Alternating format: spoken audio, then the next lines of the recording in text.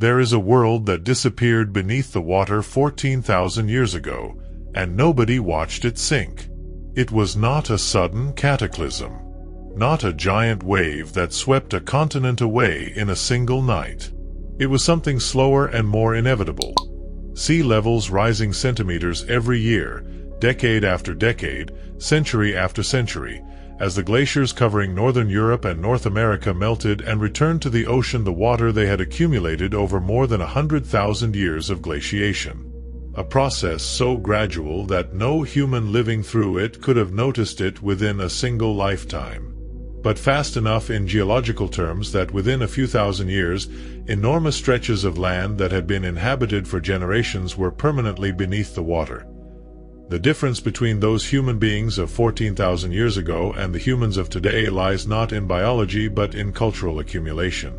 We have inherited thousands of years of inventions, of knowledge transmitted from generation to generation, of institutions and technologies built on the contributions of countless previous generations. They were at an earlier point in that accumulation, but the process was the same. Each generation transmitted to the next what it had learned, and on that foundation the next generation built something more. There is also something quietly philosophical in the story of the submerged worlds that makes it particularly suited to accompany the arrival of sleep. It is a story about impermanence, but not the kind of impermanence that produces anxiety. It is the impermanence of coastlines and continents, of the slow transformation of the planet over timescales that dwarf any individual life, any civilization, any chapter in the human story. 14,000 years of rising sea is a long time from the inside, a tragedy of gradual loss for the communities that experienced it. From the outside, from the perspective of geological time, it is a single slow exhalation of an ancient world readjusting after a long cold. The horizon of the savanna 3 million years ago and the horizon of the ocean covering Sundaland are two versions of the same planet, seen at different moments in its history. In both cases, the world was radically different from the current one in its details and recognizable in its fundamental principles. And in both cases, there were human beings or their direct ancestors inhabiting it without knowing their world was historical, without knowing that someone would remember it millions or thousands of years later. The simplest way to understand the scale of what was lost is to look at a map of the South China Sea and the Java Sea and imagine them dry. The shallow blue of those seas, which rarely exceed 60 meters in depth over their central areas, represents land that was above sea level during the glacial maximum. Filling in that blue with land, and adding the river systems that would have drained it, produces a map of a continent that no human alive has ever seen, but that was home to human beings for tens of thousands of years. That continent is Sundaland, and its loss to the sea is one of the largest single episodes of habitat destruction in human prehistory. When the sea covered their lands, that did not stop. The people who survived kept transmitting. They adapted their knowledge to the new coastal territories where they took refuge. They learned to exploit the new resources the sea had brought with it. And eventually, their descendants were the ones who built the civilizations of Southeast Asia, India, and Australasia that in the subsequent millennia produced the cultural traditions we know today. That image of complete human communities adapting to the gradual loss of their coastal territories is what most directly connects the ancient past to the present. The current discussions about the relocation of coastal communities threatened by sea level rise, about the loss of cultural identity associated with forced abandonment of territories, and about the difficulties of adapting economies and ways of life to new environments, echo conversations that the descendants of Sundaland's inhabitants would have had 12 or 14,000 years ago, in languages we cannot reconstruct, around fires that left no trace. What makes this story especially fascinating is that we are not talking about a past so remote that it becomes inaccessible. 14,000 years sounds like a large number, but in terms of human history it is extraordinarily recent. The human beings who lived on the coastlines the sea was covering were anatomically identical to us. They had the same brain, the same cognitive capacities, the same emotional architecture. They probably spoke complex languages, had rich cultural traditions, knew the night sky and its seasonal patterns, knew when to plant and when to hunt, and loved their children with the same intensity with which we love ours. This story also speaks to the future as much as the past. The process that submerged Sundaland and Doggerland has not ended. Sea levels are still rising today, driven now not by the melting of glaciers at the end of an ice age but by global warming caused by greenhouse gas emissions. Current projections suggest sea levels could rise between half a meter and a meter by the year 2100, and several additional meters in subsequent centuries if emissions continue at the current rate. The process of coastal inundation that began 14,000 years ago has not ended. It has only paused, and it is beginning again. In Southeast Asia, that process submerged a landmass the size of India. In Northern Europe, it covered a plain that connected Britain to the European continent. In Australia, it raised sea levels around the continent and separated Tasmania from the mainland. And in the Indian Ocean, it submerged the coastal shelves where the first human beings to leave Africa had established their earliest communities outside their ancestral homeland. Those lost worlds, those lands the ocean reclaimed at the end of the last ice age, are one of the least known and most fascinating chapters in human prehistory. Because those lands were not empty when the water covered them. They were inhabited territories, with resources, with known travel routes, with places that the people of that era considered home. And when the water covered them, it also covered any evidence that those people had existed, that they had lived and died and left descendants.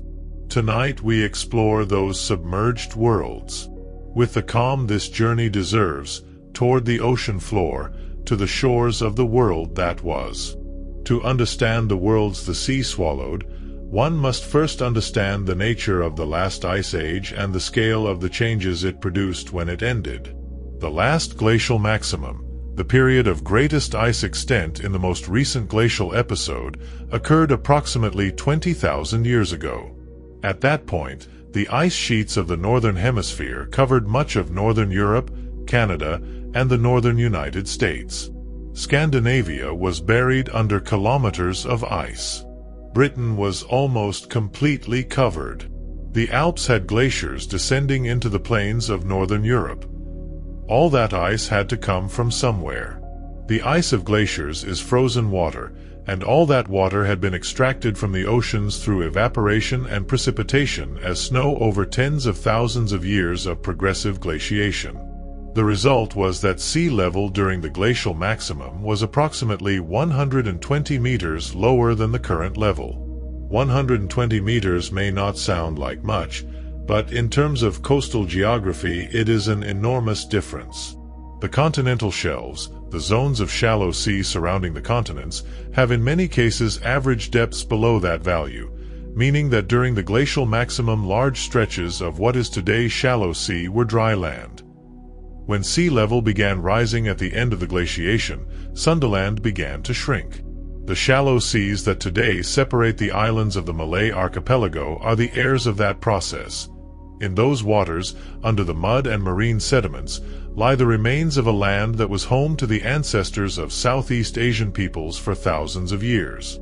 The current marine biodiversity of those shallow seas, one of the richest in the world, is partly a biological inheritance from the terrestrial ecosystems that once existed there and that now fertilize the sea from their resting place on the ocean floor. The passage of the seasons in Sundaland would have been organized by the monsoon, the great annual breathing of the Asian climate that still determines the rhythms of life across Southeast Asia. The wet season would have brought heavy rains that swelled the rivers and turned the lowlands green. The dry season would have concentrated resources and animals around the rivers and lakes that persisted through the dry months. That seasonal rhythm, organizing the movements and activities of the communities living in Sundaland, is the same rhythm that organizes the lives of the peoples of Southeast Asia today. The freshwater fish species of Borneo, Sumatra, and Java show a pattern that geneticists and biogeographers have found fascinating. species that are closely related despite being separated by hundreds of kilometers of marine water.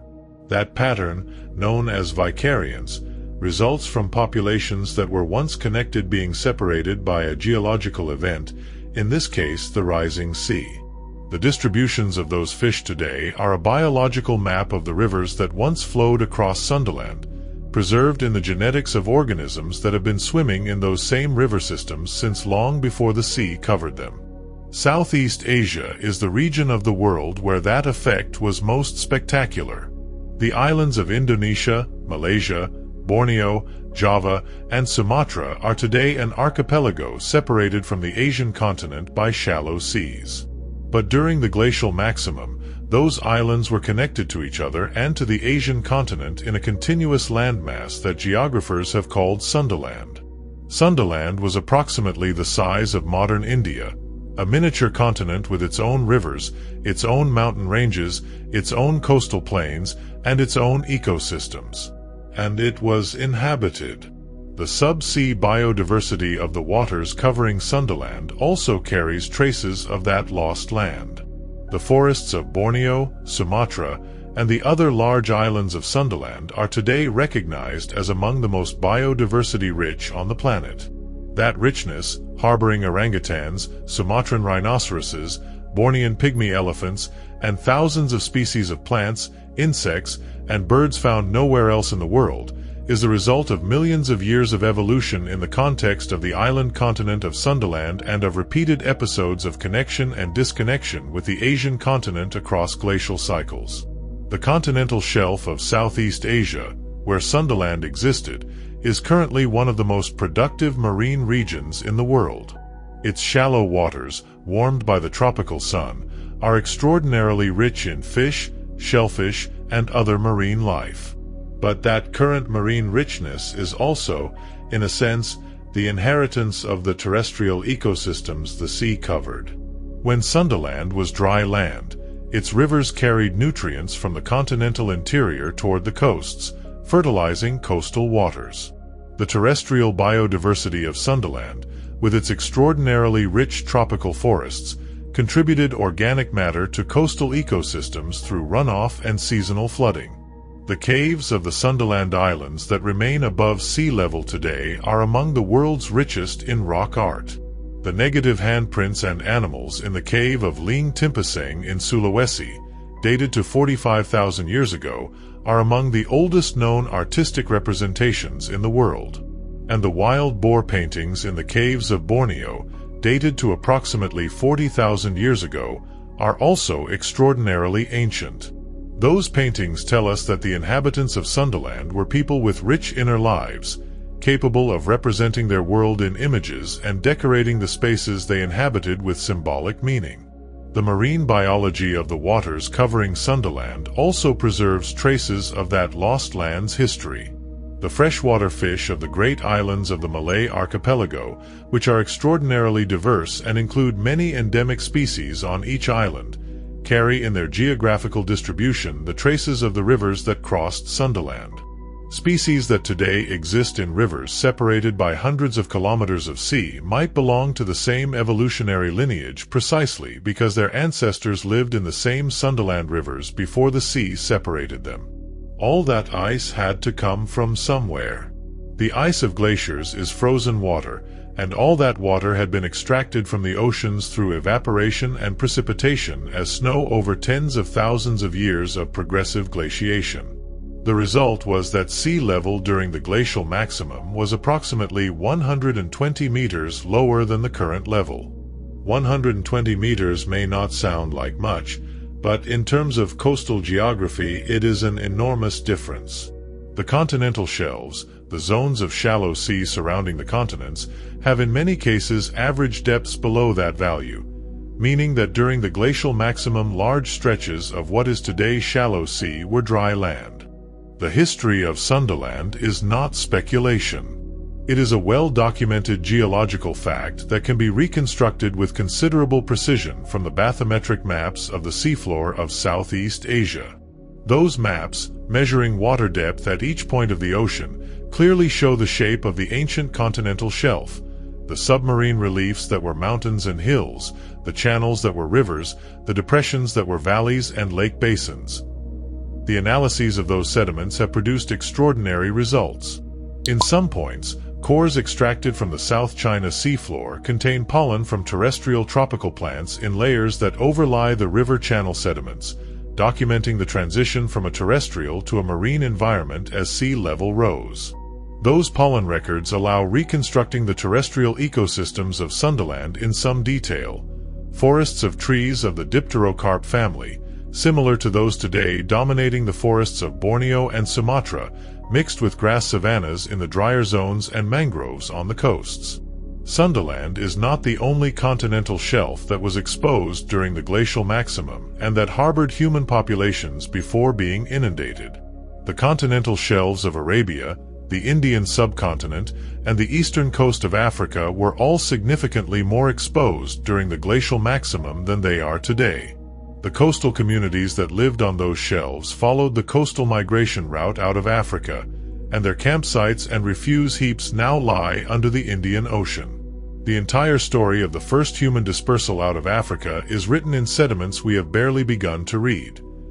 The underwater landscape of Sundaland, mapped by sonar and seismic surveys, reveals a terrain that in its general character would have been familiar to anyone who knows the current landscapes of mainland Southeast Asia or the interior of Borneo. Broad river plains studded with oxbow lakes, flanked by hills and low mountain ranges, giving way to coastal deltas and mangrove-fringed shores. A landscape rich in resources, habitable from the highest ridges to the lowest coastal marshes, and traversed by rivers that would have served as both highways and food sources for the people who lived along their banks. The pollen record preserved in those sediment cores is also a window into the ecological character of ancient Sundaland. The dominant trees were Dipterocarps, the same family that still dominates the forests of Borneo and Sumatra today, suggesting ecological continuity across the flooding event. The forests that existed on Sundaland before the sea covered it were essentially the same forests that exist today on the elevated portions that remained above water. The sea did not destroy those forests. It fragmented them, turning a continuous forest into an archipelago of forest islands. That fragmentation, as any island biogeographer will explain, is the engine of the extraordinary species diversity that makes Borneo and Sumatra among the world's most important biodiversity hotspots. The isotopic analysis of carbon and oxygen in the sediments of river channels provides information about the climate that existed in Sundaland during the glacial maximum. That information, combined with climate models for the period, suggests that Sundaland during the glacial maximum was cooler and drier than equivalent regions of the current Southeast Asian continent, but still with enough rainfall to maintain tropical forests in the mountainous zones and savannas in the lower areas.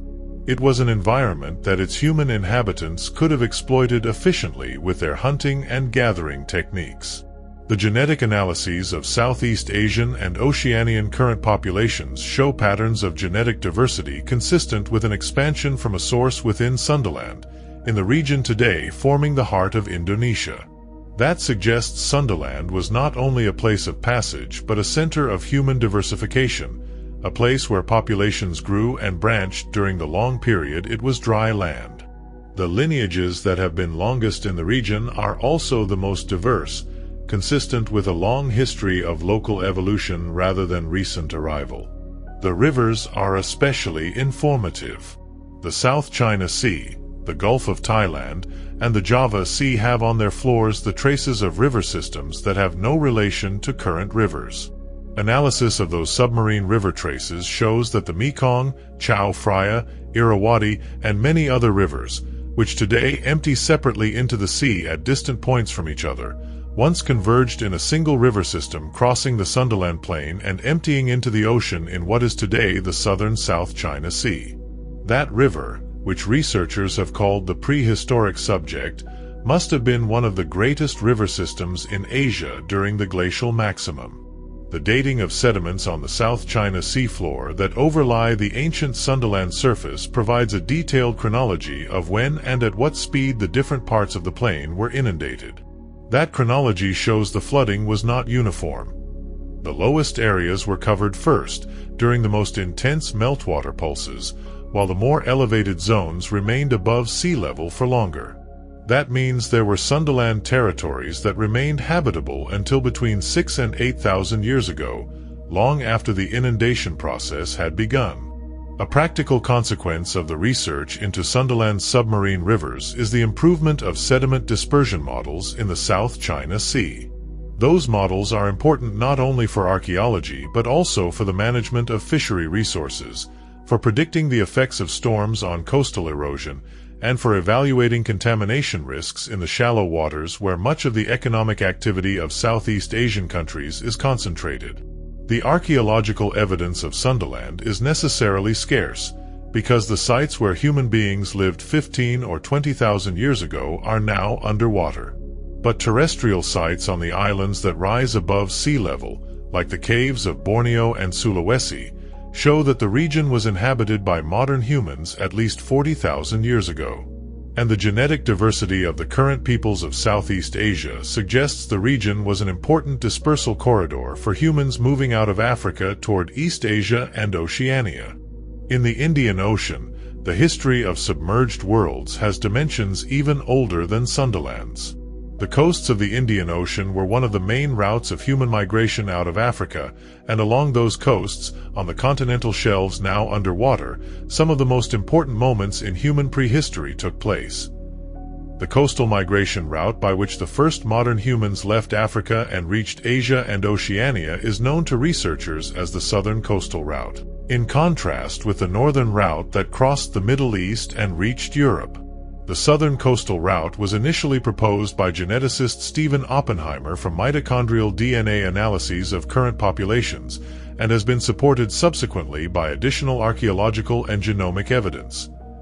What is clear is that the coastal migration route out of Africa, along which the ancestors of all non-African populations traveled, ran mostly along coasts now submerged. The archaeological record of that journey is therefore mostly hidden from us, lying on seafloors between 50 and 100 meters below the current sea surface.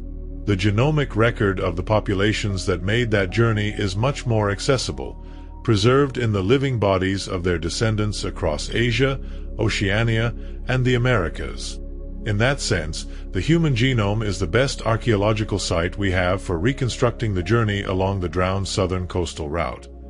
The caves of Timor, now elevated above the surrounding plains on a limestone plateau, contain some of the earliest evidence of sophisticated fishing technology anywhere in the world. The fish remains from 40,000-year-old layers in those caves include species of tuna and other open water fish that can only be caught in deep water, using hooks or nets. That evidence pushes back the timeline of sophisticated maritime fishing technology by tens of thousands of years and supports the idea that the coastal people of the Sundaland region were highly skilled maritime practitioners long before the glaciation ended and the sea rose to cover their homelands. The coastal resources available to the first humans following the southern coastal route out of Africa would have been extraordinarily rich by the standards of most terrestrial environments. Shellfish on rocky shores, fish in estuaries, sea turtles and their eggs on beaches, seabirds and their eggs on cliffs, marine mammals on rocky coasts, and mangrove crabs and mudskippers in the intertidal zone. That cornucopia of protein-rich coastal resources would have supported relatively large and dense populations compared to the game animals and plant foods available in adjacent terrestrial environments. The coastal route was not just a path from one place to another. It was a conveyor belt of abundant food.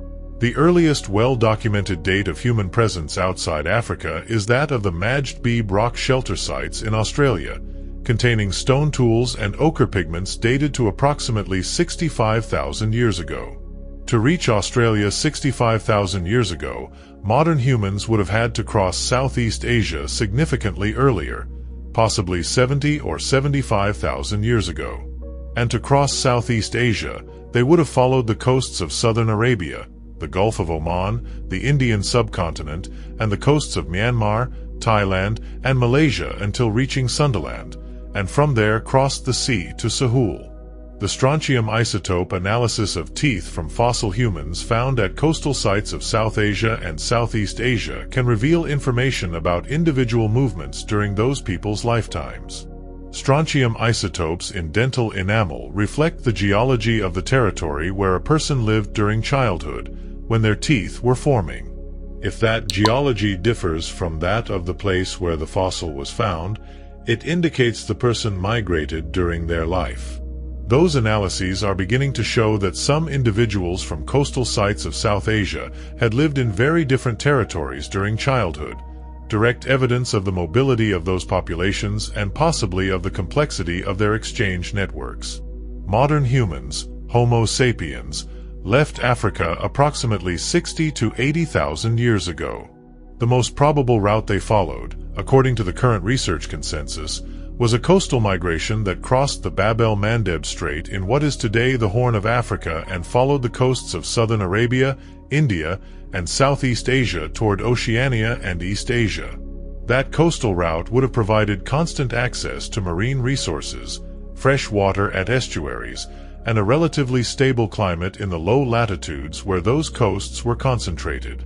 The problem is that most of that route is now underwater. The coasts of southern Arabia, India, and Southeast Asia during the glacial maximum were between 50 and 100 kilometers further seaward than the current coasts. That means the archaeological sites documenting that coastal migration, the campsites and refuse accumulations that archaeologists search for to reconstruct the movement of prehistoric populations, are now submerged on the seafloor at depths of between 50 and 100 meters. The genomic analysis of current South Asian populations has added further complexity to the history of the coastal migration. Analyses of the DNA of tribal populations of southern India, the Veda of Sri Lanka, and the Andamanese of the Andaman Islands show that those groups have genetic profiles that diverge from those of the surrounding agricultural populations, and that could be the most direct descendants of the first migrants who followed the southern coastal route 60 or 70,000 years ago. Their genomes are, in that sense, living archives of the history of migrations that occurred along coasts now underwater. The comparison between the genomic analyses of current South Asian populations and those of sub-Saharan Africa reveals something surprising. There are genetic lineages present in some tribal populations of southern India and in the Andamanese that are more similar to African population lineages than to those of surrounding Asian populations. That similarity, which initially puzzled researchers, is today interpreted as evidence that those groups are the descendants of the first wave of migration out of Africa, which followed the southern coastal route 60 or 70,000 years ago. India has a particularly interesting relationship with the submerged worlds of the Indian Ocean. The continental shelf surrounding the Indian Peninsula, particularly on the western coast and in the Gulf of Cambay, is one of the most extensive in the Indian Ocean, and during the glacial maximum it exposed thousands of additional square kilometers of dry land now underwater. The investigations of the Gulf of Cambay, regardless of the controversy over whether the observed structures are natural or artificial, have generated renewed interest in the archaeology of the submerged coasts of the Indian Ocean. That interest has driven the development of new exploration projects in other parts of the Indian continental shelf, including the Kerala coast in the southwest, where investigations are finding evidence of prehistoric settlements in the intertidal zone and in shallow coastal waters. The researchers working on the submerged worlds of the Indian Ocean continental shelf are combining multiple techniques to build a picture that no single method could produce. Multi-beam sonar mapping reveals the large-scale topography of the ancient land surface. Sediment coring extracts the stratigraphic record that documents the transition from terrestrial to marine conditions. And targeted diving expeditions search for artifacts in the zones identified by remote sensing as most likely to have been inhabited. That multi-method approach is beginning to produce results, and researchers are cautiously optimistic that the next decade will see the first unambiguous archaeological discoveries from the Indian Ocean continental shelf. The study of the Gulf of Cambay also illustrates the importance of careful peer review and independent verification in underwater archaeology. The initial claims about the structures, made with great fanfare in 2002 by Indian researchers, attracted enormous media attention but relatively little critical scrutiny at the time. The subsequent years of more careful analysis have not resolved the controversy but have established more clearly what is known and what remains uncertain. That process of claim, scrutiny, and refined assessment is exactly how science is supposed to work, even when the initial excitement of a discovery makes patience and skepticism difficult. The Dwarka underwater site off the coast of Gujarat, regardless of the unresolved questions about its most ancient layers, is a well-documented example of a historic settlement that was progressively inundated by the sea over the last several thousand years as sea levels rose and the local coastline changed. The stone structures visible in the shallow waters near modern Dwarka include what archaeologists believe are the remains of a port city that was gradually abandoned as the sea claimed more and more of its harbor and its lower districts. That gradual inundation of a historic city, well within the range of historical records, is a small-scale model of the much larger processes that submerged entire continental shelves at the end of the last glaciation. What science can say with confidence is that the submerged lands of the Indian Ocean were inhabited by sophisticated hunter-gatherers between 12 and 20,000 years ago. Those people used knapped stone tools, had cultural and probably artistic traditions, and lived in socially complex communities. But there is no evidence that they built cities, developed writing, or reached the levels of social organization characterizing the first historical civilizations of the world. The question of whether advanced civilizations existed in the submerged lands of the Indian Ocean fascinates many people and has generated enormous popular literature, though often of questionable scientific quality. It is important to distinguish between the solid scientific evidence of human occupation in those lands, which is robust, and the claims of highly developed or technologically advanced civilizations in the submerged lands, which have no support in the available evidence. In the Gulf of Cambay, off the coasts of the Indian state of Gujarat, seismic studies and dredging carried out in the early 21st century revealed geological structures on the seafloor that some researchers interpreted as the remains of submerged human constructions. Sonar images showed forms evoking walls, streets, and regular buildings. Sediment samples extracted from those structures contained wood remains and stone artifacts dated to between 7,000 and 9,000 years ago.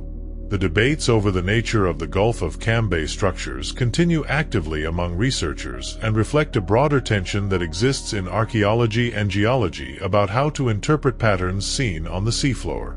The human eye is extraordinarily good at detecting patterns and especially at seeing geometric shapes where they may not exist, a capacity with evolutionary roots in the need to detect predators and other living beings in complex environments. That same capacity can lead us to see artificial structures in natural geological formations.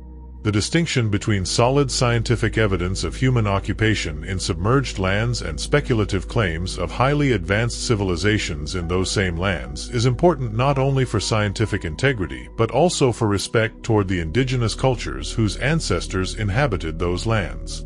Narratives of lost highly advanced civilizations in the submerged lands of the Indian Ocean sometimes imply, deliberately or inadvertently, that current cultures of those regions are the result of a regression from a previously more advanced state, an implication with no scientific basis that can be culturally harmful.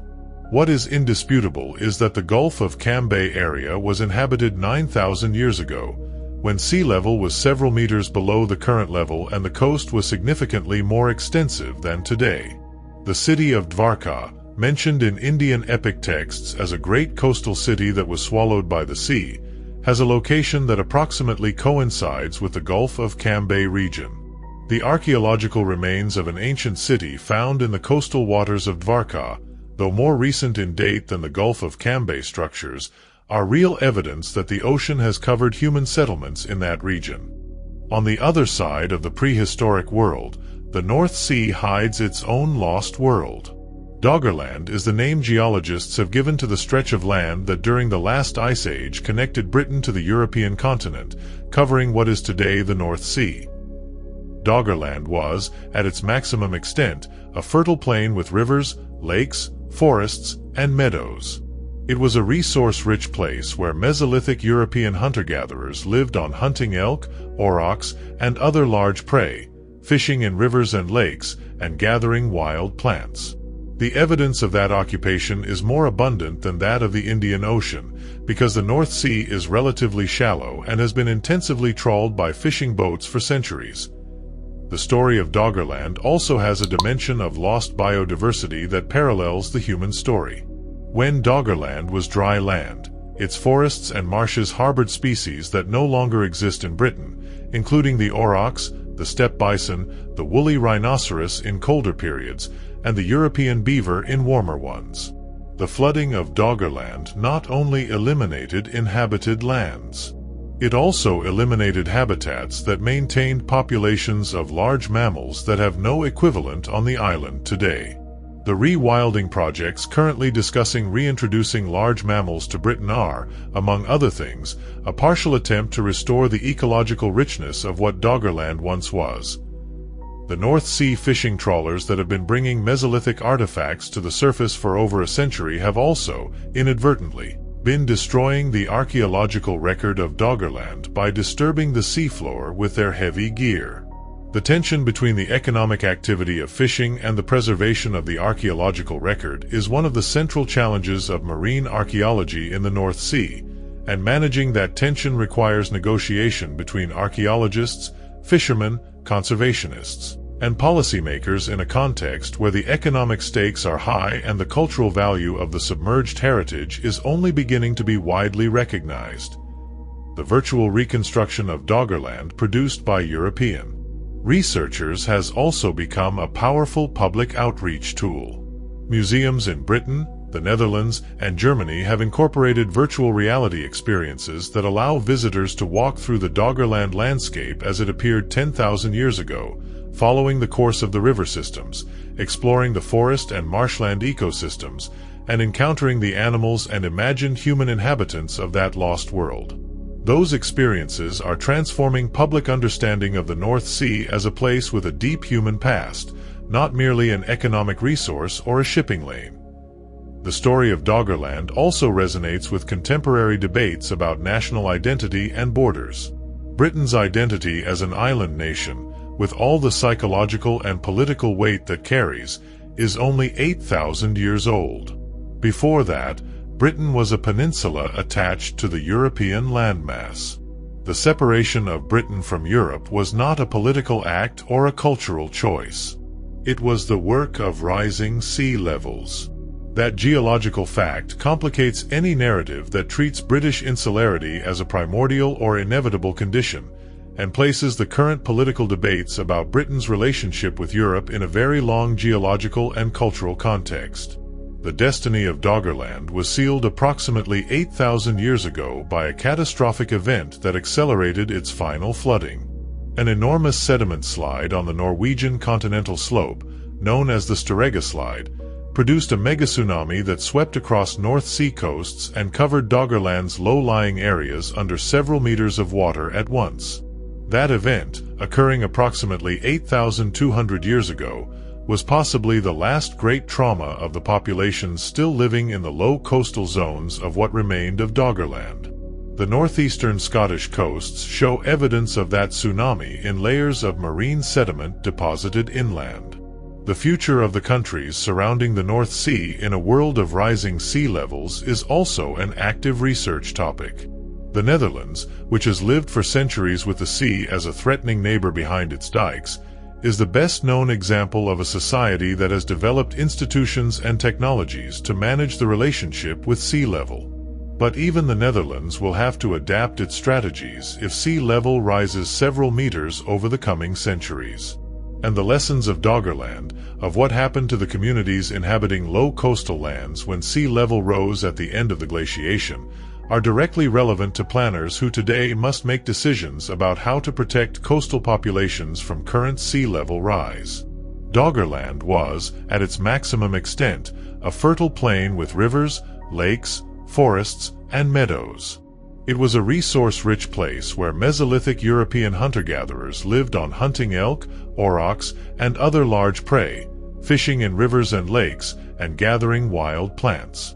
The evidence of that occupation is more abundant than that of the Indian Ocean, because the North Sea is relatively shallow and has been intensively trawled by fishing boats for centuries. North Sea fishing boat trawls have brought to the surface, over the last 100 years, thousands of Mesolithic artifacts. Hand axes, arrowheads, fishhooks, and other stone and bone tools that Doggerland's hunter-gatherers used between 10 and 8,000 years ago. In some cases, trawls have also brought up bones of the animals those hunters pursued, and in exceptional instances, human bones. The history of Doggerland also illustrates that the loss of coastal lands was not always a unidirectional process.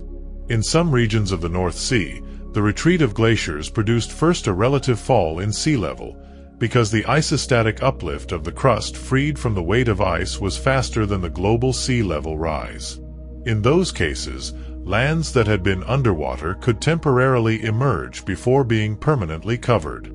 That isostatic complexity of the sea level history in regions that were under glaciers adds an additional layer of difficulty to reconstructing the submerged worlds of Northern Europe. The virtual reconstruction of Doggerland that researchers from several European universities are developing, based on the combination of seafloor bathymetric data, sedimentological analyses, and recovered artifacts, is producing images of a landscape of surprising beauty and complexity. The rivers crossing the Doggerland plain, the lakes forming in its depressions, the forests covering the higher areas, and the marshes bordering the estuaries are all being reconstructed in three-dimensional models that allow one to imagine walking through those lands 10,000 years ago. The oral traditions of coastal peoples throughout the world preserve, in varied and frequently difficult to interpret forms, memories of the flooding at the end of the last ice age. Flood myths, which appear in cultures on every continent and from every era, have been interpreted in very different ways by the scholars who have analyzed them, and the Celtic tradition of the Atlantic coasts of Europe, stories of submerged cities, are especially rich and specific. The city of Ys, in Breton tradition, was a coastal city protected by a floodgate that its king kept closed to prevent the sea from flooding it. The floodgate was opened by mistake or by betrayal, and the city was submerged under the waters of the Bay of the Dead. The story of Ys, like so many other submerged city stories in Celtic tradition, has elements that are difficult to explain as pure fantasy, but that are completely consistent with the memory of real coastal settlements that went underwater during the post-glacial flooding process. The persistence of flood memories in oral traditions across thousands of years has also implications for how we understand the nature of human memory more broadly. Psychologists and anthropologists who study collective memory across generations have found that memories of natural disasters can survive in oral memory for many generations with a surprising level of fidelity in the core details, though peripheral details are modified and elaborated over time. The most emotionally charged events, those involving dramatic changes to the physical landscape that communities depend on, appear to be the most faithfully preserved. A coastline disappearing under the sea is precisely that kind of event. The oldest documented oral traditions in the world, those of the Aboriginal peoples of Australia describing specific coastal geography changes consistent with sea level rise 8 to 12,000 years ago, are also a reminder of what human memory is capable of when cultural continuity is maintained across generations. Those traditions were transmitted across 300 to 500 generations without writing, without recording technology, through nothing but the human voice and the human ear, and they preserved geographical information with enough accuracy to be independently verified by geologists. That is an extraordinary testament to the power of oral tradition as a knowledge preservation technology. The flood myths of Mesopotamia, which gave us the story of Utnapishtim in the Epic of Gilgamesh and the story of Noah in the Hebrew Bible, are often situated in the context of the flooding of the Black Sea Basin approximately 8,000 years ago, when the rising Mediterranean broke through what is now the Bosphorus and flooded a previously dry lake basin. That event, documented geologically by oceanographers William Ryan and Walter Pittman in the late 1990s, could have been experienced by the farming communities living on the shores of the ancient Black Sea Lake as a catastrophic and rapid flooding. Whether that specific event is the historical kernel of the Mesopotamian flood stories remains debated, but it is an example of how geological events can enter cultural memory in the form of mythological narratives. Researcher Paulette Steeves of Algoma University has documented more than 100 indigenous traditions of North America describing changes in coastal geography consistent with post-glacial sea level rise. Her work suggests that memories of that geographical transformation have survived in the oral traditions of coastal peoples for 12 to 15,000 years, transmitted from generation to generation with sufficient fidelity to preserve specific geographic information. In the traditions of the indigenous peoples of the North American Pacific coast, flood myths that transformed the geography are equally common and specific. The Haida of the Queen Charlotte Islands tell stories of a flood that covered the lowlands and left only mountaintops above water. The coastal Salish describe the flooding of lands that were previously inhabited. And in all cases, those stories include geographical and ecological details consistent with the real sea level changes at the end of the glaciation in those regions. The most common interpretation through the 20th century was to consider flood myths as symbolic narratives or as the result of the cultural transfer of a primordial myth that spread from Mesopotamia to other cultures through contact between civilizations. The flood of Genesis, the story of Noah, and the flood in the Epic of Gilgamesh that clearly preceded and inspired it, were the model scholars saw reflected in the diluvian traditions of other cultures. But in the last 30 years, an alternative perspective has gained strength, that the flood myths of coastal cultures might contain real memories, transmitted across generations, of the flooding of specific lands that occurred at the end of the last ice age. That hypothesis, defended by researchers like geologist Cesare Emiliani and more recently by the archaeologists and geologists working on the submerged worlds of Southeast Asia and the North Sea, does not imply that myths are literal historical records, but rather that the core of experience that generated them might be genuinely ancient. The development of quantitative methods for analyzing the similarity between flood myths from different cultures is an emerging field combining historical linguistics, anthropology, and statistics. Those methods allow identifying the characteristics shared by flood myths from different cultures and estimating whether those similarities are the product of cultural diffusion or of independent but similar experiences. The first results of those analyses suggest that some of the most specific elements of flood myths, such as the description of a sea level that rises gradually rather than a sudden flood, could be independent memories of the same real historical experience. The Aboriginal peoples of Australia have oral traditions describing changes in the coastline that researchers have been able to correlate with real changes in sea level that occurred between 7 and 10,000 years ago. Those traditions, which have survived for tens of generations, are the oldest documented cultural memories in any oral tradition in the world. And their existence demonstrates that humans can transmit specific geographic information for thousands of years through oral narration. Underwater archaeology is the scientific field most directly concerned with submerged worlds, and it has undergone extraordinary development in recent decades thanks to technological advances that have made previously unreachable seafloors accessible to archaeologists. But underwater archaeology also has fundamental limitations that make studying submerged worlds extraordinarily difficult. Organic artifacts, such as wooden implements, plant fibers, and bones, do not preserve well on the seafloor for thousands of years except in special conditions of anoxia. Surface sites, like the open-air campsites where people slept and prepared their food, have been eroded by underwater currents and redistributed by sediments. And cave sites, which best preserve materials under terrestrial conditions, are scarce on the continental shelves the sea covered. The most promising recent advances in the archaeology of submerged worlds combine geology and archaeology in ways that would have been impossible just 20 years ago. Analysis of seafloor sediments can identify the geochemical traces of human activities, such as charcoal from fires, the chemical signatures of cooking, or the microscopic plant remains associated with food preparation. Those traces, invisible to the naked eye, can survive in the sedimentary record even when all material artifacts have long since decomposed or been dispersed by currents. They are the ghost of human presence, detectable only with the most sensitive instruments, preserved in the mud of ocean floors that were once inhabited land. Underwater archaeologists working on submerged prehistoric sites face challenges that their terrestrial counterparts do not. Working in cold, dark water under time pressure from limited air supply, handling fragile materials in an environment where every movement disturbs the sediment, and transporting finds to the surface without damage are all difficult enough. Doing those things while simultaneously recording the spatial relationships between finds, which is fundamental to archaeological interpretation, requires a level of technical skill and methodological rigor that takes years of specialized training to develop.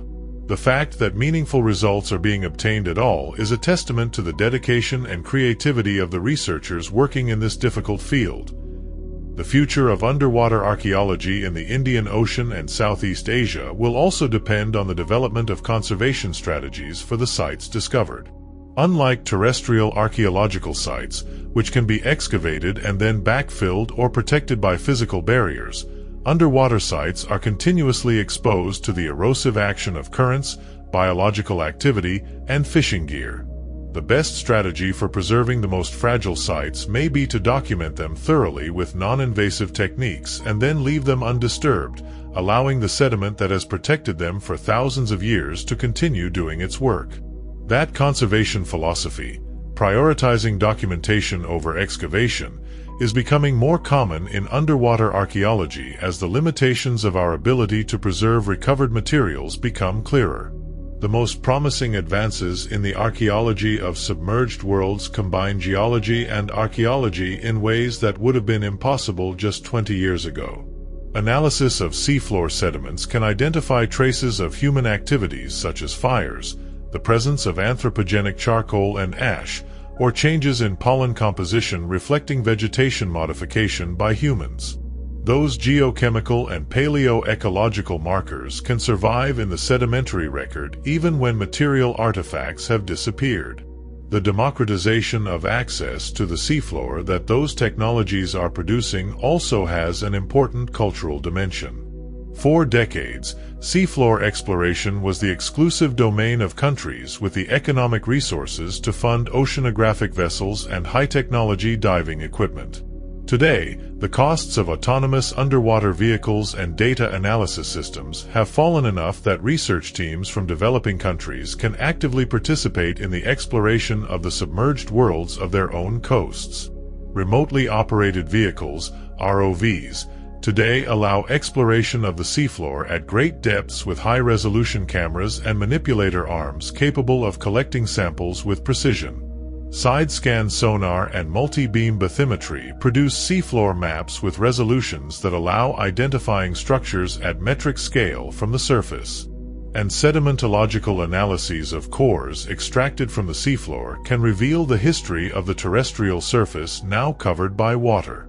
The convergence between underwater archaeology, genomics, and the oral traditions of coastal peoples is producing an image of the submerged worlds that is richer and more human than any of those disciplines could produce alone. Genomic data tells us who the inhabitants of those lands were and where they came from. Archaeology tells us what they did and with what tools. And oral traditions tell us what they remembered and what mattered enough to transmit to their descendants for thousands of years.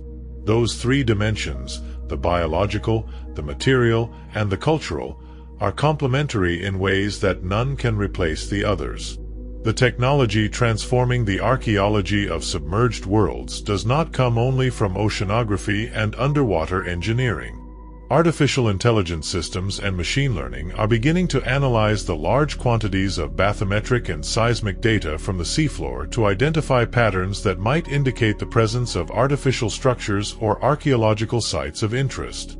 Those systems, trained on data from known archaeological sites both terrestrial and underwater, can process in hours quantities of data that would take a human years to analyze. Underwater archaeology also faces legal and ethical challenges that terrestrial archaeology does not have to the same degree. International conventions on ownership of objects found in international waters are complex and in many cases ambiguous. Artifacts found on the seafloor in international waters have no clear owner, and debates over who has the right to explore those waters and keep what they find have generated conflicts between states academic institutions, and treasure recovery companies.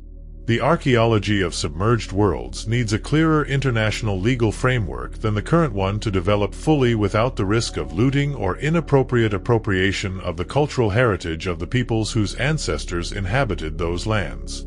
Beyond Sundaland and Doggerland, there are other submerged worlds that science is beginning to explore and that have their own stories to tell about the impact of sea level rise on human populations at the end of the glaciation. The Sahul Shelf was the landmass that during the glacial maximum united Australia with New Guinea, forming a single continent. Human beings arrived on that continent approximately 50,000 years ago, in one of the most extraordinary maritime voyages in prehistory, crossing open water between the Indonesian archipelago and Sahul at a time when no land bridge connected the two. That ability to cross the sea in watercraft 50,000 years ago is an early piece of evidence of the technological and organizational sophistication of modern humans. The discovery that the ability to cross the sea in watercraft existed 50,000 years ago is extraordinarily important because it implies that human beings had sophisticated cognitive and organizational capacities at that time. Building a watercraft capable of crossing several kilometers of open sea is not a trivial task. It requires knowledge of appropriate materials, construction techniques, and the navigation skills to maintain a heading. And organizing a group of people to cross the sea with their belongings implies a level of social coordination and planning that was previously thought to be characteristic only of the much more recent European Upper Paleolithic. The cave art of Sulawesi, with its dates of 45,000 years or more, has transformed our understanding of the cognitive evolution of modern humans. For decades, the dominant narrative in prehistoric art held that the great flowering of symbolic art occurred in Ice Age Europe, with the cave paintings of Lascaux and Altamira as its most celebrated expressions. The discovery that equally ancient or older art existed on the other side of the world, in the islands of Sundaland, demolished that Eurocentric narrative. Art was not a European invention. It was a fully human capacity, present in the first modern humans to reach Southeast Asia, carried along the coastal route from Africa before the routes they traveled were buried under the sea. The story of the first maritime crossing to Sahul is also a story about planning and collective knowledge. Reaching Australia from the nearest island of the Indonesian archipelago, even at the lowest sea levels of the glacial maximum, required crossing at least 60 kilometers of open water. That crossing would have required not only the physical technology of a seaworthy craft, but the knowledge of ocean currents and weather patterns that would make such a crossing survivable. That knowledge could only have been accumulated gradually, through generations of increasingly ambitious coastal and inter-island voyaging, building toward the eventual capability to cross truly open ocean. The arrival in Australia 50 to 65,000 years ago was not a lucky accident. It was the culmination of a long maritime learning curve. The story of the first crossing to Sahul also illustrates something fundamental about the human relationship with risk and with the unknown. To build a raft or a canoe, load it with people and supplies, and push off from a known shore toward an unknown horizon requires a certain kind of courage or desperation or curiosity. We cannot know which emotion motivated those first crossings.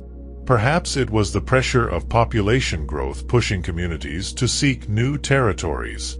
Perhaps it was the lure of islands visible on the horizon in clear weather. Perhaps it was the accumulated knowledge of generations of coastal fishermen that a particular current led reliably to land. Whatever the motivation, the result was the occupation of an entire continent previously without humans, and the beginning of a 50,000-year human history in Australia. The island of Timor, today separated from Australia by the Timor Sea, was during the glacial maximum part of a much larger landmass that included parts of what is today the sea between Timor and the northern coast of Australia. Archaeological studies of Timor's caves have found remains of reef fish that can only be obtained in shallow coastal waters, in sites dated to 40,000 years ago, indicating that the region's inhabitants had access to marine resources on a coast that today lies kilometers from where those caves are. When sea level rose at the end of the glaciation, the Sahul Shelf split. Australia and New Guinea were separated by the Torres Strait, and the coastlines of both territories contracted inward, submerging the low-lying areas where many communities had lived for generations. In Australia, that loss of coastal territory is documented in the oral traditions of Aboriginal peoples as the disappearance of lands their ancestors inhabited, and in some cases those traditions include descriptions of specific animals and plants that lived in those lost lands, details researchers have been able to verify as consistent with the ecology of the submerged continental shelf. The history of maritime navigation in prehistoric Southeast Asia is also relevant to one of the most captivating debates in Oceanian archaeology: the origin and dispersal of the Austronesian peoples. The Austronesians, who today inhabit everywhere from Madagascar to Easter Island and from Taiwan to New Zealand, are the linguistic and cultural group with the widest geographical distribution in the world. Their expansion across the Pacific, beginning between 3,000 and 4,000 years ago from Taiwan and southern China, was one of the most extraordinary migratory episodes in human history.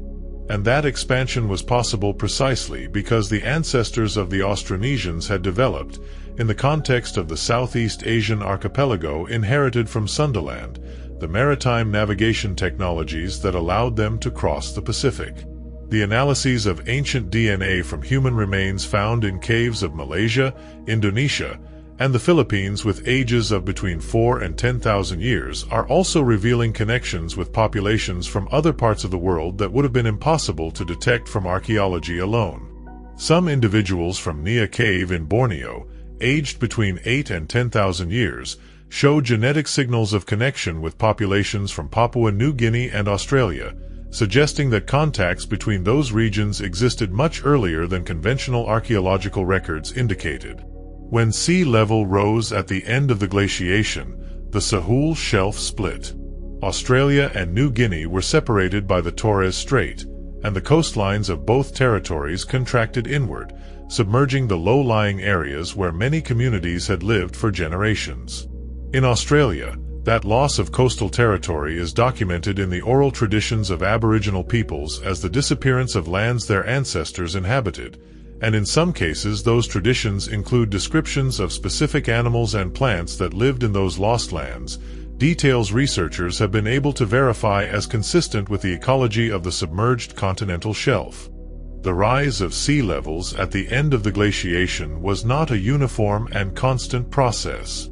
It was a process with episodes of acceleration and pause, controlled by the dynamics of northern hemisphere glaciers and by changes in ocean circulation. Those glaciers produced 0.20 meters of sea level rise in a few centuries is an enormous disruption for coastal communities.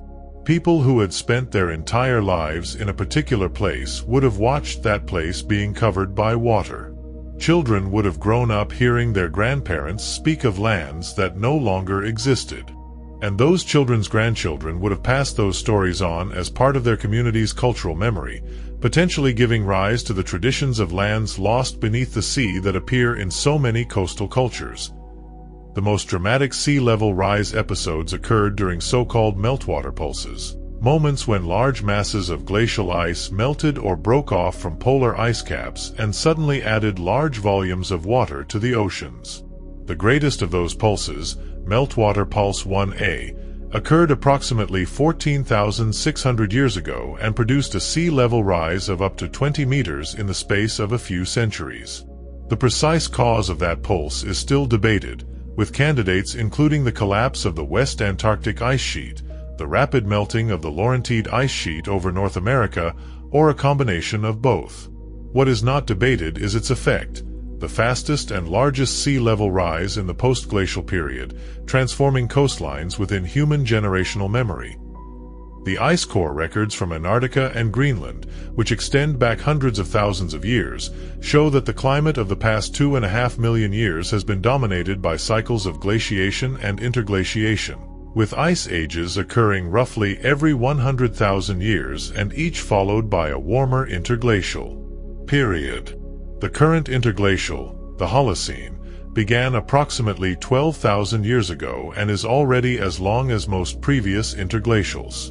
Without human influence on climate, the planet might be expected to begin cooling toward the next glaciation within the next several thousand years. Instead, human greenhouse gas emissions have almost certainly prevented that cooling and are pushing the climate into temperatures not seen since before the ice ages began. The human populations who lived through the most rapid episodes of sea level rise at the end of the last glaciation were experiencing something with no parallel in previous human experience. Modern humans had been on Earth for perhaps 200,000 years before that point, and the climate had been slowly cooling and sea levels slowly falling for most of that time. The reversal, when it came, was rapid enough to be perceptible within a human lifetime in the most extreme episodes. For those communities, the world was literally changing in ways their culture had no framework to understand, because nothing comparable had happened within the span of cultural memory. The paleoceanography of the Pliocene has advanced enormously thanks to international deep ocean drilling programs, which have extracted sediments from the floors of all the world's oceans with ages reaching into the Pliocene and beyond. Those sediments contain a wealth of paleoclimatic information that researchers have been extracting for decades and that continues to produce new discoveries. The variations in the speed of sea level rise during the post-glacial period also had effects on the distribution of human communities detectable in the archaeological record. Periods of faster rise, like meltwater pulse 1a, correspond to periods of reduced density of coastal archaeological sites, suggesting communities were moving inland. And periods of stabilization correspond to periods of reoccupation of coastal areas, with site density increasing again as communities return to stabilized coasts. The most dramatic sea level rise episodes occurred during so-called meltwater pulses, moments when large masses of glacial ice melted or broke off from polar ice caps and suddenly added large volumes of water to the oceans. The greatest of those pulses, known as meltwater pulse 1a, occurred approximately 14,600 years ago and produced a sea level rise of up to 20 meters in the space of a few centuries. For the coastal communities of the era, that rise would have produced the flooding of extensive low-lying areas in times perceptible within the span of a generation or two. The records of ancient sea levels preserved in coral formations are also a valuable tool for reconstructing the flooding history of submerged worlds. Corals grow in very specific depth ranges, and when sea level changes, they stop growing or begin growing in different positions.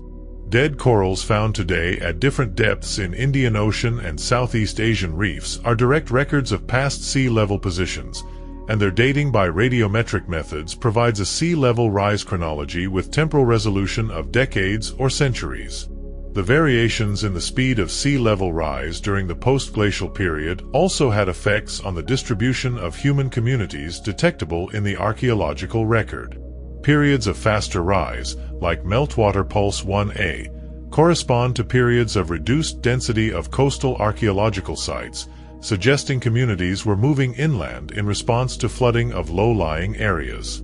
And periods of stabilization or slower rise correspond to periods of reoccupation of coastal areas, with archaeological site density increasing again as communities return to stabilized coasts. The story of Atlantis, narrated by the Greek philosopher Plato in the 4th century before our era, is the most famous example of that tradition. Plato described an advanced civilization that existed on an island in the Atlantic and that disappeared beneath the sea in a single day and night of destruction. Most researchers consider Atlantis a literary creation of Plato, possibly inspired by the memory of the destruction of Minoan civilization by the Santorini volcanic eruption. But the persistence of the myth and its resonance across so many different cultures suggests it touches something deep in human memory of the real territorial losses that occurred at the end of the glaciation. The most recent advances in understanding the submerged worlds come from the combination of genomics with geology and archaeology. Analyses of the DNA of current populations of Southeast Asia, Oceania, Australia, and the islands of the Indian Ocean are revealing migratory histories of a complexity that fossils and archaeological artifacts alone could not show. The groups today recognized as the most direct descendants of the first Sundaland inhabitants, such as the Orang Asli of Malaysia, the Andamanese, and some groups of the Philippines carry in their genomes the traces of that long history. And those traces are also, indirectly, the traces of Sundaland, of the lands that went under the sea, of the ancestors who inhabited them, and of the process of adaptation and survival that followed the loss of those lands. The cultural diversity of Southeast Asia today, with its extraordinary range of languages, religions, artistic traditions, and social structures, is partly the product of the fragmentation of Sundaland and the subsequent millennia of island isolation and maritime connection. Each island that was cut off from its neighbors by the rising sea began to develop its own distinct cultural trajectory. And each island that maintained maritime contact with its neighbors participated in networks of exchange that spread ideas, technologies, and artistic styles across the archipelago. The resulting cultural mosaic, one of the richest in the world, owes something to the geography that the rising sea created 14,000 years ago. The research into the submerged worlds is also inspiring a new generation of Southeast Asian archaeologists and genomicists to investigate the prehistory of their own regions with fresh tools and perspectives. For too long, the dominant narratives of Southeast Asian prehistory were written by outsiders, often fitting the evidence into theoretical frameworks developed for other parts of the world. The growing capacity of regional research institutions to conduct world-class genomic and archaeological research is producing interpretations that are more sensitive to the specific conditions of the Southeast Asian past, and that are increasingly recognizing the importance of Sundaland as a key chapter in that past. The Austronesian expansion that began 3,000 to 4,000 years ago from Taiwan carried not only people but a whole cultural package, the outrigger canoe technology that made long-distance Pacific navigation possible, the cultivation of breadfruit, taro, and yam, the practice of tattooing, and a set of social and religious traditions that spread across half the globe. That expansion is the historical descendant of the maritime adaptations that began in the Sundaland archipelago when the sea was still rising over the lost continent. The ocean that swallowed Sundaland became, in the millennia that followed, the highway for one of the greatest human expansions in history. The Bajau people, with their extraordinary free-diving abilities and their completely sea-based way of life, are sometimes described as the most maritime of all human peoples. Their culture, which includes a tradition of resolving disputes by peaceful negotiation rather than violence, has allowed them to maintain their nomadic sea lifestyle across political boundaries that land-based states have tried to impose on the sea. In a sense, they are still living in the world that Sundaland's flooding created, a world where the sea is not an obstacle but a home, where the boundaries are those of currents and tides rather than fences and borders. The linguistic history of Southeast Asia also carries traces of Sundaland's fragmentation. The languages spoken on the islands of the Malay archipelago, though belonging to different linguistic families with different histories, share vocabulary elements and structural features that could be relics of languages spoken in Sundaland before its fragmentation. The systematic comparison of those shared elements, using the methods of historical linguistics, could reveal aspects of the languages spoken in Sundaland and contribute to reconstructing the cultural history of that lost land from a perspective different from the archaeological or genomic one. The paleogenomics of Southeast Asian populations is also revealing histories of migrations and mixtures that occurred in the context of Sundaland's fragmentation. Analyses of ancient DNA from human remains found in caves of Malaysia, Indonesia, and the Philippines show that those populations have genetic profiles differing from those of current populations of the same regions, indicating that current Southeast Asian populations are the result of successive mixtures between older populations and later waves of migrants, mainly Neolithic farmers who expanded from southeastern China and brought with them rice cultivation, ceramics, and domestic animals.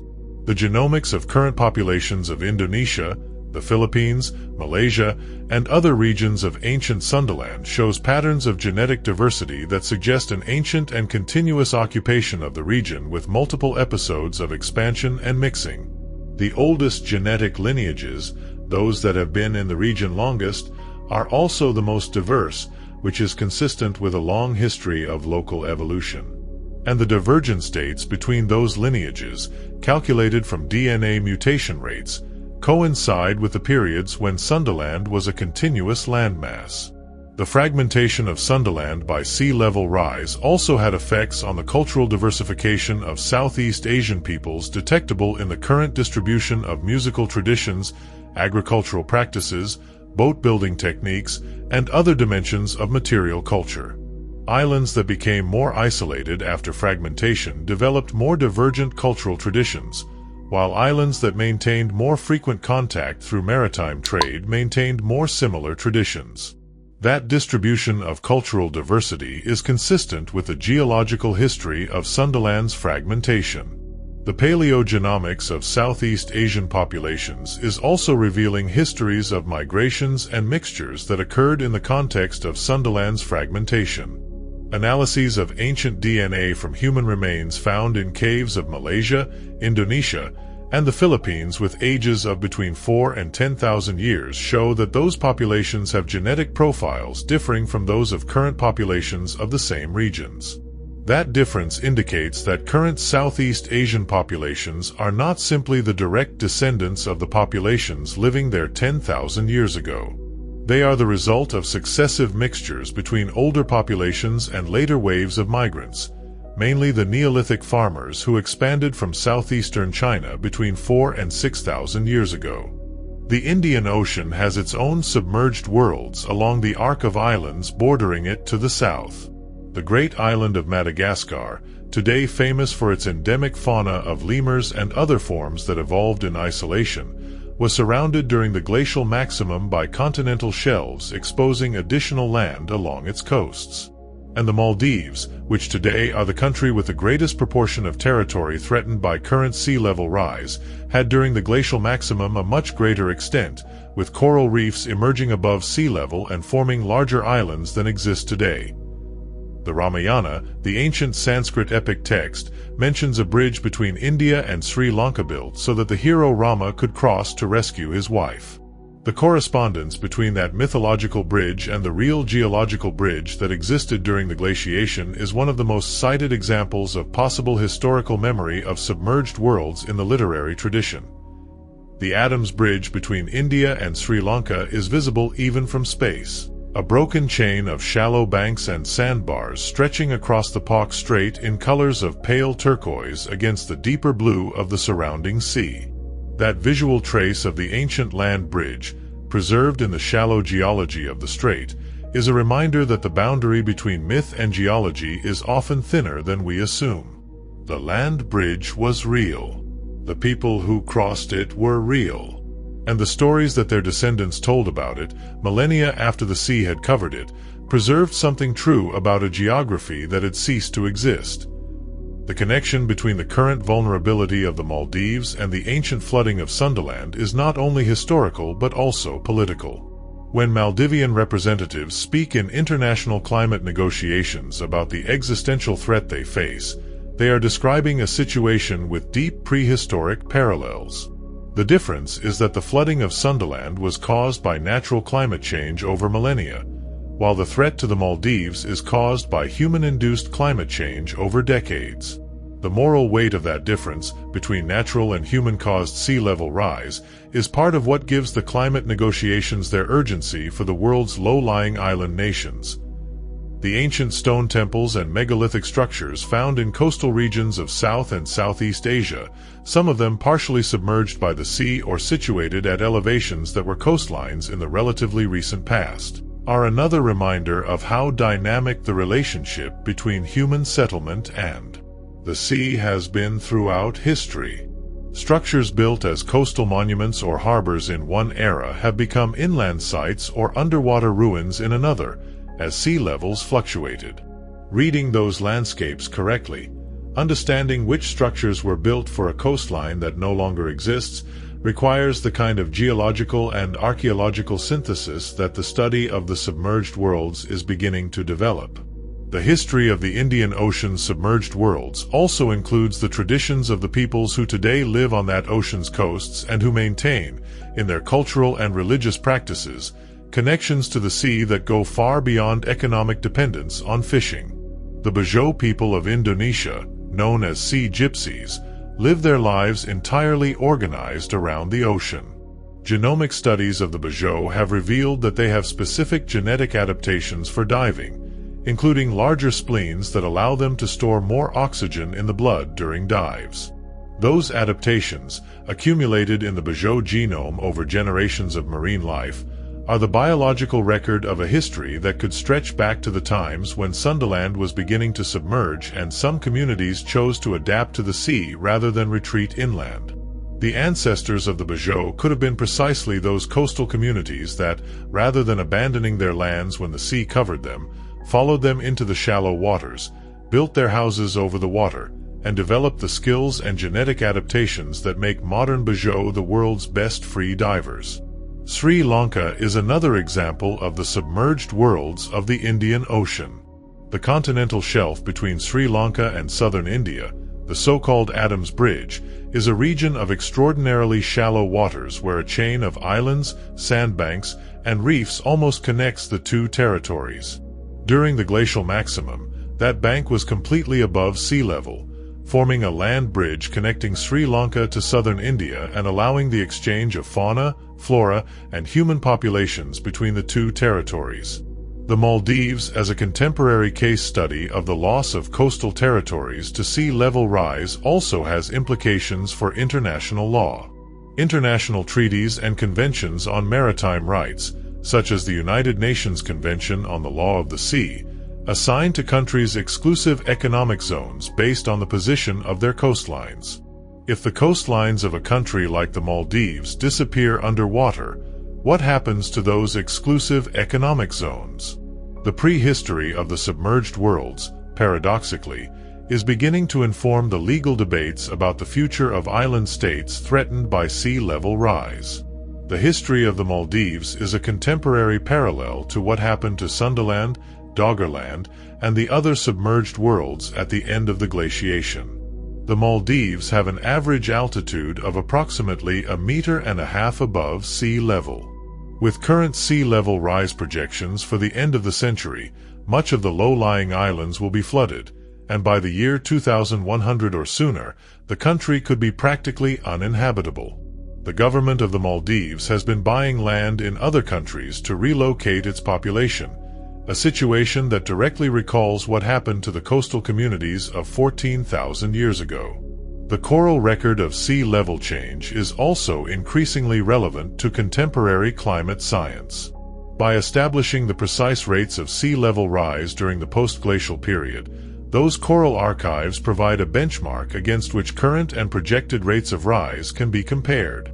The fastest rates of post-glacial sea level rise during the meltwater pulses reached several centimeters per year. Current sea level rise is measured in millimeters per year, but the trend is accelerating, and the projected rates for the end of this century, if emissions continue unchecked, begin to approach the lower end of the post-glacial range.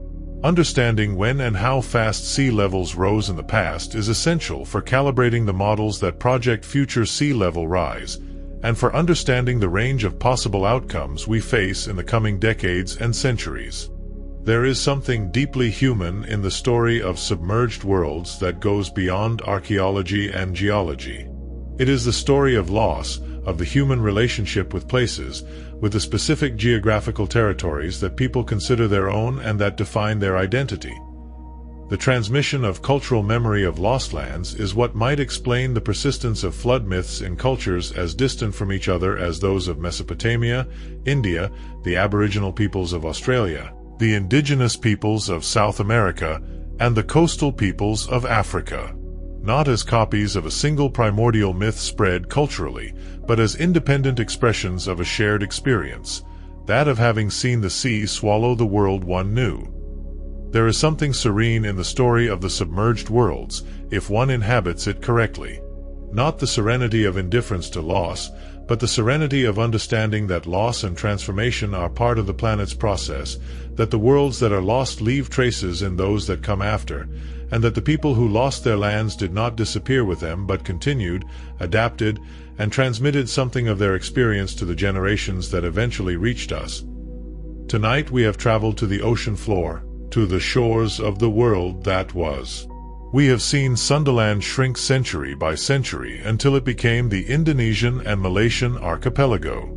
We have seen Doggerland disappear beneath the North Sea, its hunters and fishermen retreating before the rising water.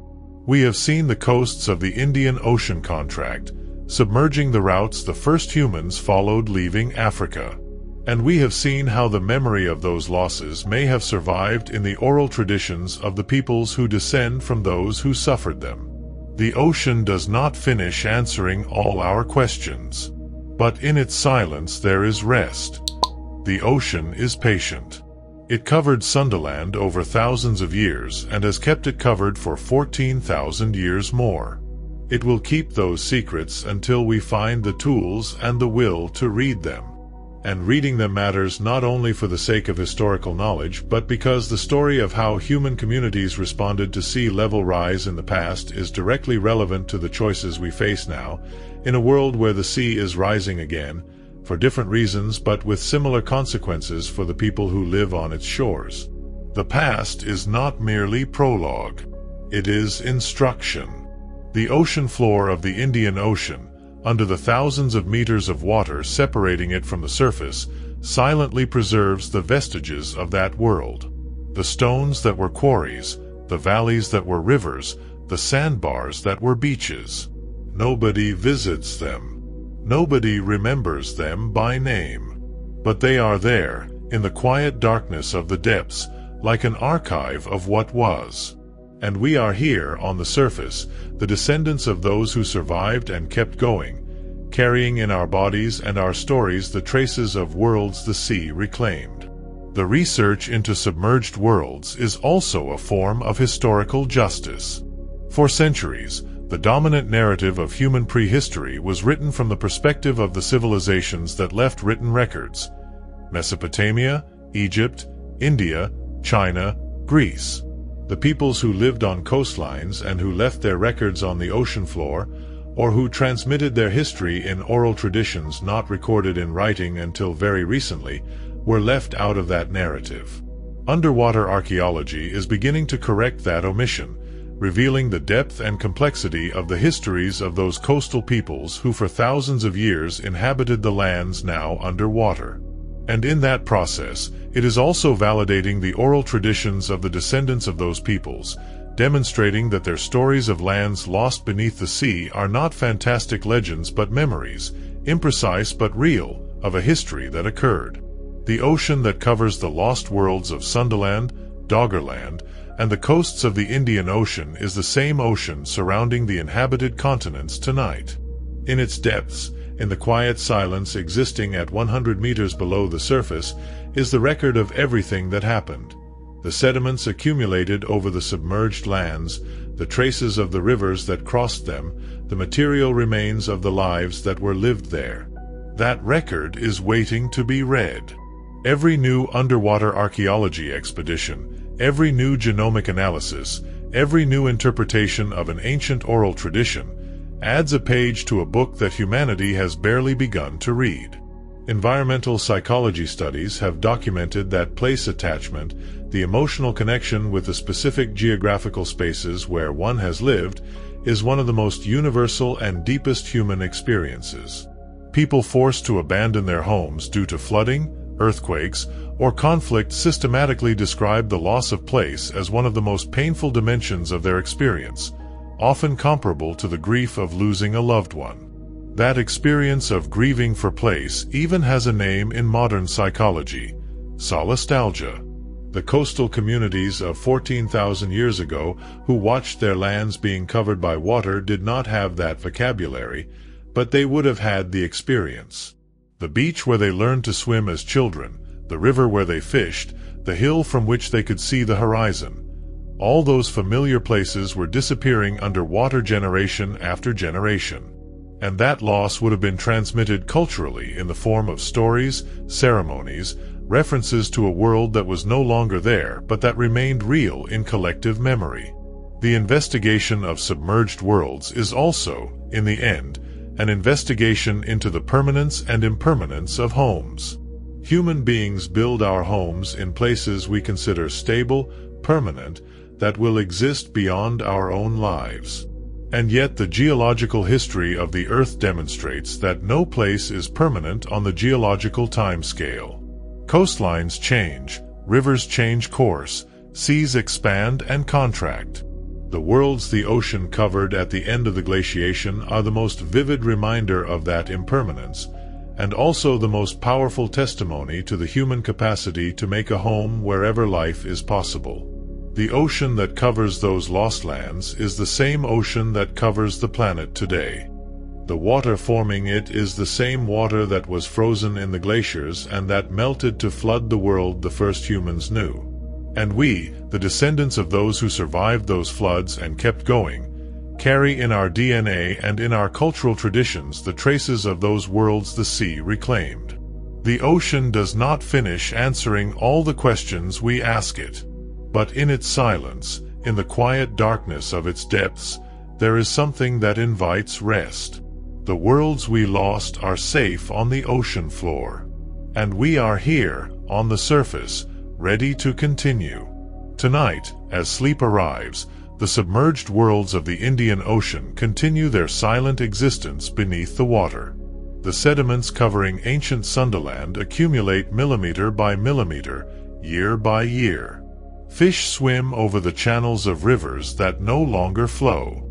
The currents carry the water that was glacier, that was rain, that was river, that was sea, in the eternal cycle of water that has no beginning and no end. And somewhere on that ocean floor, beneath meters of sediment, are the bones of the people who lived there, who loved and lost and kept going. They rest in silence, and in that silence there is something that invites us to rest as well. If this journey kept you company tonight, subscribe to the channel. There are many more worlds waiting to be explored in the dark.